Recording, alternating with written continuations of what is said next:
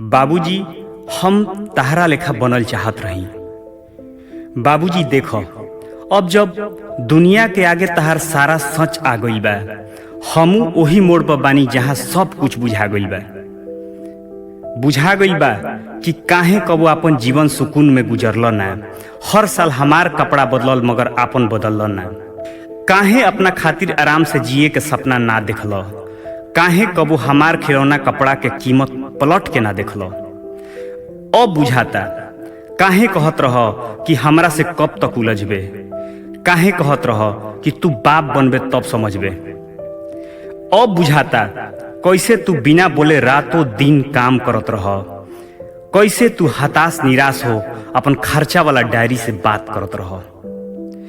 अब समझ आवता काहे जब जब गिरी तो उठावे अइल ना। काहे हमार बड़ाई हमरा सामने कबो कइल ना। कैसे हमार ख्वाब पूरा करे में आपन ख्वाब छोड़ देल। कैसे हमनी पे जब जब मुसीबत आई अपना तरफ मोड़ लेल। सब कुछ साफ साफ पता चल गई, मगर इस समझे में तहार जीवन निकल गई। दुनिया में कैसे जिए के बा ई तो खूब बतैल, मगर तहरा बिना कैसे जियल जावी ना सिखैल। तू जब तक रहल अपना लेखा बनाव में कोनो कसर ना छोड़ल। सबके इज्जत कर, पैसा बचाव के ज्ञान भरत रहल। हमरा याद बा जब आँख के तहर चश्मा लागल रहे तो डॉक्टर कहलस अब इनका थोड़ा कम दिखाई दी। हम कैसे मान ली। जौन आदमी के हमरा 50 साल के फ्यूचर आज देख लेता, कैसे कह दी कि वो आदमी के कम दिखाई देता। एगो इंसान के आदमी से पिता तक के सफर कठिन होला। ऐसन सफर जौन दिखाई ना देला, उहे बतावत उम्र 60 हो गई। उहे सिखावत तार बोली हार्ड हो गई। बेटा बाप से भी अच्छा बने ओकर लक्ष्य होला।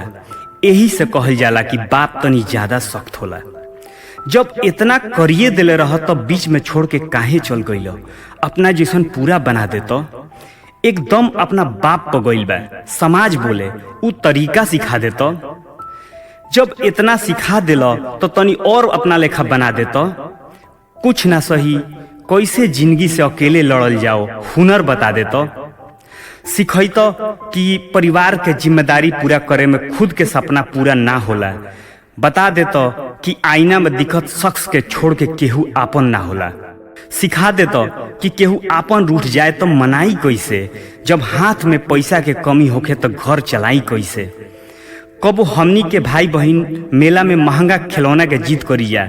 अब समझ में आइल कि कैसे तारा जेब में पैसा ना होखे तो फुसलावत रह। अब बुझाइल कैसे उहे खिलौना दे रात पता ना कहाँ से लेके आवत रह। बता देतो कि घर के खर्चा, हमनी के स्कूल फी, दवाई के बाद हाथ में रुपया 350 बाचत रहे। तो वो कुछ मांग लो तो अगला दिन जुगाड़ से हमरा कैसे मिल जात रहे। बाबूजी, तहार गरम मिजाज से भी परिवार खुशी में भर गई रहे, मगर ओह दिन टूट गईनी जा जहिया तहार शरीर ठंडा पड़ गई रहे। अब ई सब बात के सिखाई। अब ई सब बात केकरा से पूछे जाई। आज बरसों बाद जब ई सब परेशानी एक साथ घेर आवेला तब बाबूजी तहार याद ढेर आवेला।